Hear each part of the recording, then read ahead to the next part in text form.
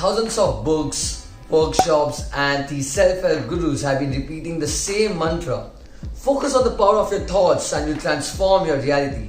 Change your thoughts, change your life. Happiness is a choice, so choose to be happy, and millions of these other mantras. And what could be possibly wrong about staying a bit hopeful or being thinking positive? Right? For example, if you have been fired from a job or if you have been dumped by your significant other, the first thing you have to do is cheer yourself up. Look at the bright side. Find happiness. And what's wrong with that, right? From years, these gurus and books have been, implicitly saying that we, the readers, are at fault for not being happy, right? But they make us feel that they tell us this thing that no matter whatever happens to us, we should not let go our positive mindset. No matter what, right? We should not let these negative thoughts accumulate a positive mindset. But they don't say that by just being positive all the time does not mean that your negative thoughts are fading away. Instead, it is just suppressing it. Alright? Negative thoughts are somewhere down. No matter how much positive think, trying to suppress your negative thoughts, but they are still there somewhere in your brain, and it just needs one trigger or one point of action to bring it all up. For years, psychologists have been studying emotions and how they affect our everyday life, success and esteem. It has found out that even if positive psychology helps achieve success for some people, it might be harmful for others, leading to the feelings of failures and depression. A 2012 study undertaken at the University of Queensland and published in the journal Emotion found that when people think others expect them not to feel negative emotions, they end up feeling more negative emotions. That's a chain reaction, obviously. Like the more you have been saying that you should not do this one thing, the more you end up doing it, right? So that's a chain reaction. A 2009 study published in Psychological Science found that forcing people to use positive statements such as "I'm a lovable person" can make some feel more insecure. But does that mean that we should stop being all positive and start being negative and toxic person? Heck no! The right way to live a life is to not only think about positive, but balancing it out with the negative by facing it and not suppressing it under the codes of your positive thinking. Alright, you need to face that negative, get rid of it and move ahead. You need to pluck the negative energy out and not suppress it. When you face and consciously remove what's negative in this way, you're left with what's more good. There's so many things we have to achieve in life in such a short span of time. Alright, and a certain amount of dissatisfaction is required in order to advance in our lives, right? And just think about it. We act swiftly only when we are unhappy or upset about things. For example, my story. I acted so swiftly because I was insulted by one of my friends in the 6th grade. And if it wasn't for that insult, I wouldn't have probably started. So the insult happened. The negative emotions like frustration, angry, sadness, feeling the inferiority. These things, these negative traits fueled my growth. And because of those negative traits, I am here where I am today. Right? I did not let that suppress in my brain that fine man, and if I would have let that suppressed, then probably I wouldn't be here where I am today. Negative forecasting has benefits too. By considering possible failures, we can better prepare for them in the future. People say that don't look at the negative part, don't see at the darker side. But by just not looking at the darker side, does the darker side disappears? No, it's still there. And we human beings are conditioned in such a way that we selectively remove what's unpleasant and bitter truth, which we just remove that keeps us far away from the reality somewhere in the Disneyland. Right?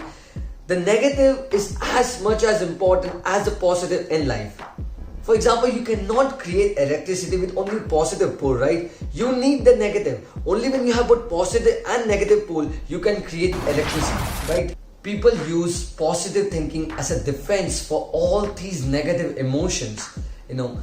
Sometimes some anxiety, some anger is necessary to stimulate growth in certain situations, right? Covering up your anxiety with a cheerful face can only make things worse.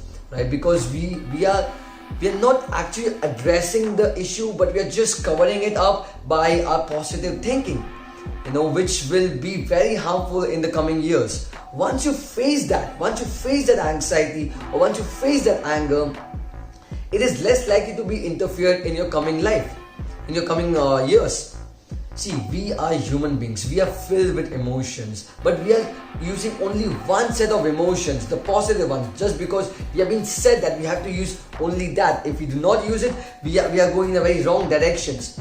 We are human beings, and just using one set of emotions is a very biased one. You should not only be using positive emotions, but also balance it up the negative emotions. It's okay to be angry, it's okay to be frustrated, it's okay to be anxious, it's okay to be upset. Again, I'm not saying you that you have to stop being all positive and start being negative. I'm not saying that. All I'm saying is that you are a human being with emotions and not a robot who has to execute set lines of code. Alright? Whenever a negative thought comes in your mind, you have to face it. You have to let it go. You have to actually face it and let it go, and not suppress it under the coats of your positive thinking, which will just make the matters worse. Alright? And sometimes the negative traits can act as a fuel for growth. For example, like me, my story. The negative traits acted as a fuel for growth. The negative ideas, the negative thoughts has to be released and not repressed by positive thinking. If you repress a negative idea, because it's hurting you, you're just deceiving yourself. For example, if you're meeting a person whom you don't like, and you're trying to shift that negative energy into the positive one, and you're trying to smile and not letting him know that you're angry at him, or you don't like certain things of him, you're just deceiving yourself. All right, you might be smiling at that particular moment, but the smile is coming from the lips and not from the heart, because you have put a great block between your heart and your lips, and that's a negative block. All right, deep down it's that the anger is still there, but you're trying to suppress it, and that has created a block. You're smiling it, but you're smiling it only from your lips and not from your heart. You understand what I'm trying to say to you? At the end, you're only deceiving yourself. Again, I'm not telling you that you have to think all negative and stop being positive. All I'm saying is that you are a human being filled with emotions, and you don't have to use only one set of emotions, and use all the emotions which God has given you. Alright, don't just fall in the traps of all these books which tell you to just be happy, just believe in the universe, ask things from the universe and you'll get it. That's a different concept in itself.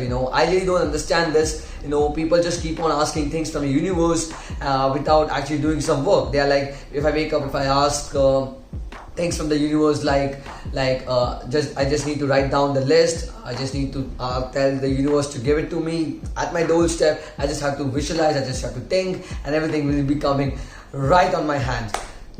See, universe is not your dad, neither Santa Claus. All right. The things you want to achieve, the things which are written down, you have to go and achieve. See, I'm not saying that the universe doesn't work. The universe does work, but just by writing down and asking the universe to deliver it at your doorstep without actually doing anything doesn't make any sense to me. Although this, I can make another video for this particular topic, but I just have to say that that you should think negative as well as positive. You should face the negative. You should not suppress it. You should not let it go. You should let it go by releasing it and not repressing it. The trick is to find the balance between being optimistic and being realistic. Alright, so that's it from me, guys. I hope you guys liked the video. If you didn't like, or if you have a different perspective, please let me know in the comments below. I'm open to hear all the perspectives and I read all the comments. So just comment down. If you like the video, share it with your friends. If you didn't like the video, hit the dislike button, and please let me know in the comments which part I went wrong in, and I'm happy to hear from you guys. Stay tuned. I'll see you guys